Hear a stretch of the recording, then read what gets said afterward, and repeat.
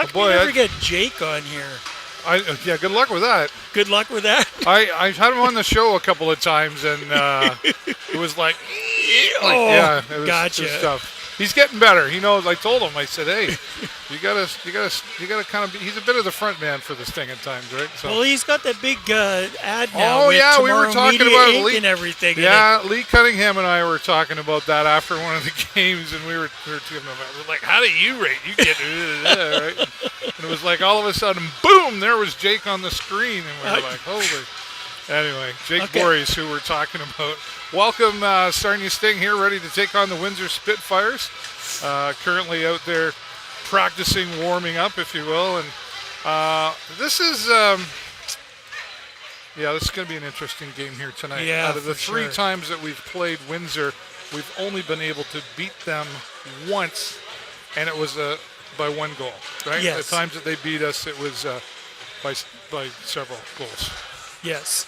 What do you think needs to happen here tonight? And we're going to talk about some of the changes at the Sarnia Sting scene as well. But talk about your thoughts on Windsor and the game here tonight. Well, I mean, Windsor is traditionally a strong team, and we've typically not played well. They're top of the league right now, and if they're committing to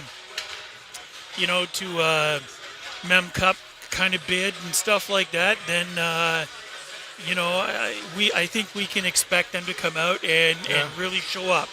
So I think for us, for the Sting, I think we really just need to, stick with those basics that work so well for us.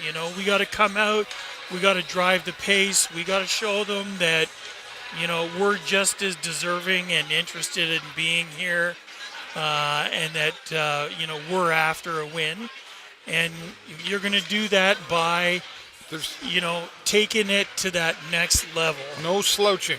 There's going to be no slouching today. This is going to be 60 minutes of endurance hockey. And, you're going to have to keep your head on straight. You're going to have to stay out of the penalty box. Well, and let's talk about endurance there. Last post-game press conference, I asked Coach Letang a question because they had a lot of key players off that night, which I haven't even looked yet. But I think we've still got a few off. Dillingham, again, right, I think is going to be off again, and a few others. But I asked him, I said, does his coaching style change when certain key players are not in the lineup? Okay, and what was his answer to that? that? That's a good question. I think he said, well, you obviously have to look at, okay, they're gone, so who can I rely on? And there's a lot of endurance that has to take place, as you were just talking about, and we mentioned before. A lot of endurance has to take place, and you can only get so much out of a new player, a young rookie player, especially, and he pointed this out, at a young age. Yes. Right? Because it's like, 100%. You're making me work, right? That mindset's there. So, that's maybe been an against for the Sarnia Sting. Well, and I mean, that brings a great point, Dave, is that, if the player is not looking at this opportunity with the Sting as being that springboard into a potential future with hockey, then you know what, I can see the endurance not going. But I mean, anybody, if you want to go somewhere, they talk about 10,000 hours. Right, and before you can even consider yourself to be remotely an expert in something, it takes time, it takes effort, and if you're not willing to put it in at this level, you're just not going to have that future. Right. But you can see the guys that potentially have a real future, and they're going to be the guys putting in all that extra time. Because, let's not kid ourselves. These guys, a lot of these guys are busy going to school while they're doing this, right? There's that. A home away from home, going to school, must keep a certain grade average, expected to participate out in the community, then be to how many practices, and then and then I got a game to play, right? Yep. little extra busy around and here. that's when it's not a road trip. Right, Like, I mean, right. you know, they got road swings and weekends away. And Yeah. I'd switch gears just a little bit here. You know, it's a little extra busy around here. The UA16 AAA is here all through the weekend. Gotcha. And so they're playing on the other side, the other arena here today. So you've got the Sting here. You've got some other people coming around. And just so you know, folks, no charge to come in and check that out. That runs through till November 20th. Perfect. So, I mean, there's some interesting prospects. There's some extra scouts in the room, or rooms, or both arenas, if you will. Perfect. Now, let's talk about a few that, what are we talking about here first? Talking about Carson Hall here from Newcastle. Yep. Somebody that the Sarnia Sting just signed. Have you read much about him? I haven't. I know that we signed a couple of defensemen, which is a good thing because we've got guys that are out for probably extended periods of time. And 185-pound forward coming here to the Sting, and some positive things are expected to come from that as well. I also want to let's update everybody on where's the next one I want to get to. There's a big one we're going to talk about here in just a moment. For sure. But Lucas Fisher also coming here, 16 He's years our old. defenseman. Yeah, 6'3", 168. So tall, skinny guy. Right, and but a defenseman nevertheless, which is I know something they've been looking for. I know we've observed it many times. Like, what is it with our defense?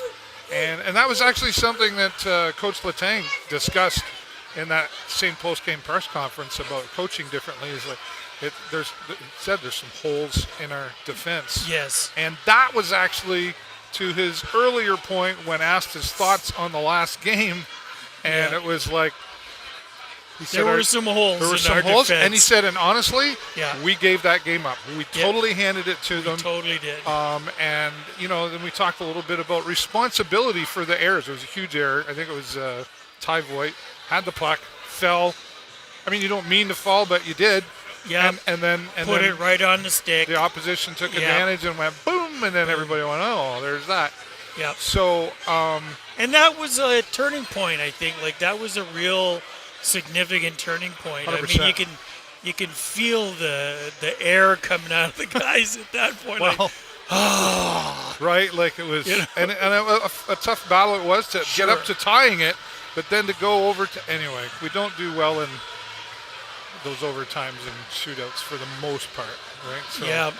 All right. Well, here's one I think a lot of people are excited about. I got to get my notes for this one, but this is. And I don't even know how I'm going to say this right. Sasha Pastujov? Yes. Right. This is that's closer than I was going to get. Until I hear Lee Cunning or right. Josh Boyce announce it here tonight. Sasha, I don't anyway, yep. 6'1" scoring winger from Florida. Yep. He was selected by the Anaheim Ducks in the third round, 66 overall. Yep. And 2021 National Hockey League entry draft.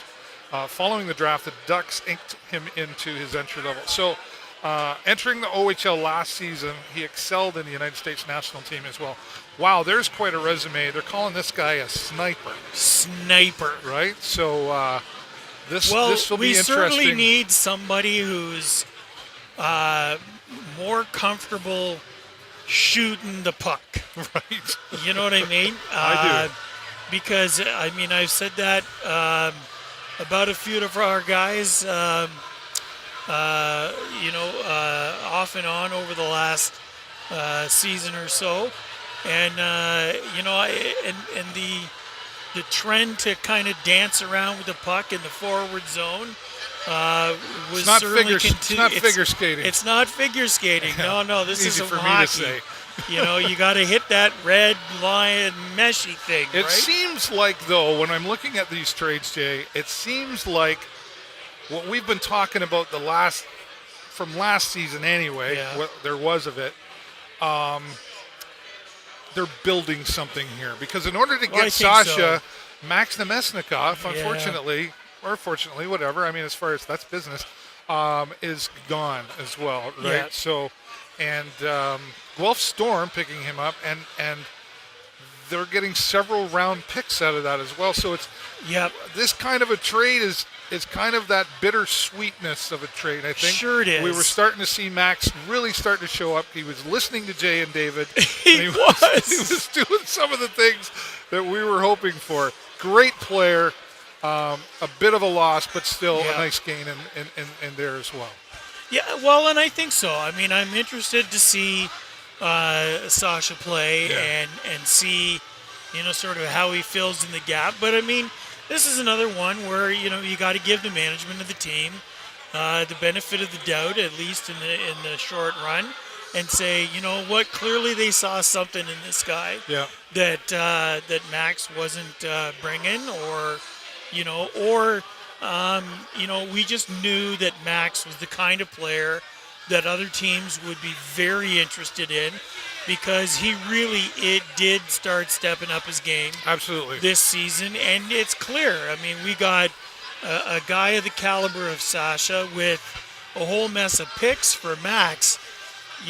That he was valuable to somebody. Right? Now, that being said, I intend to keep an eye on Max moving forward, because we should all absolutely 100%, because I think there is, as we've talked before, like all these players missed a year, so a 17-year-old player is really 16 by experience, right? 100%. And Max is one of those players that I think we were waiting just a little bit more. I think if we hadn't missed that year with Max Nemesnikov and other players, but as we're talking about Max, he would have had another year of development, and he would have been right. I think we're going to. So, next year, moving forward, or sometimes, like you've mentioned before too, Jay, maybe it's the environment. Not that this thing's a bad environment. I'm just saying, no. But we all have different personalities. Absolutely. And maybe that's just a new environment that will click for Max Nemesnikov. And you never know. We've had guys that have played reasonably well for the Sting. And whatever they somehow, they go from here to another team. Yep. And all of a sudden you see them floating right up to the top of the CHL. When you were here? And, kudos to our team and our management and our coaches and stuff like that for, developing guys, because, frankly, if they weren't worth developing, you wouldn't see that trend either. That's the bittersweet side of the OHL, all around the OHL, right? Sure it is. We're going to keep you updated on all the scores. We've got the ticker across the screen right now showing you who's playing around the OHL. We'll keep those scores updated as best we can for you. Perfect. And Max, thanks for your time here with the Sarnia Sting. Absolutely. And we wish you the best moving forward. Thanks for listening to us. Right. Max. That was awesome. Sure, I'm sure it was Jay, not me. And speaking of moving on to a different level and a different environment, Nolan Burke signing a deal with the Nashville Predators, a 3-year entry-level contract. I love that. You know what? I mean, he has definitely earned Berkey's put in some real effort this season. And you know what? I mean, one would say, I think, if we had our full lineup, would he get the same sort of opportunities? I'm not sure. I don't think so. But, I mean, he certainly made the best of the opportunities he was handed. And, with the amount of scoring he was doing, good for him. Yeah. Congratulations, Nolan Burke. Again, another one of those bittersweet moves. You like to see them go up, but boy, we wish it could keep you. But we'll see what happens with all that. We're certainly wishing Berkey the best of luck there. Yep, 100%. Well, Sarnia Sting getting ready to come out here shortly. We're about 8.5 minutes away from them dropping the puck here at the Progressive Auto Sales Arena. We'll be back here, of course. Usually Jay's back here. It depends. I don't think you've missed yet. It depends because how much canvassing you do during the period to get somebody to replace me. Yeah, I've only done it a couple of times. Yeah. I don't know. I'm feeling a little. I'm happy to be here, I'm brother. feeling a little lazy today. Right? So, of course, we'll have the post-game press conference here to share that with you here as well. And We're looking forward to seeing the Sarnia Sting tonight against the Windsor Spitfires. This is going to be a grinding New and improved. 3 periods, new and improved. New and improved. Always exciting to see some of the new players come out. And, the pressure points are on for those new players. It's like, okay, I'm here. They typically feel like they've got something to prove. And honestly, and they do. They do. You got something to prove. That's I right. want to see that Section 108. If they're not cheering for you, you're doing something wrong. All right, there you go, says Jay Peckham. All right, I'm David Burrows here live from the Sarnia Sting concourse. And, yep, that's him, Jay Peckham. Go Sting, go!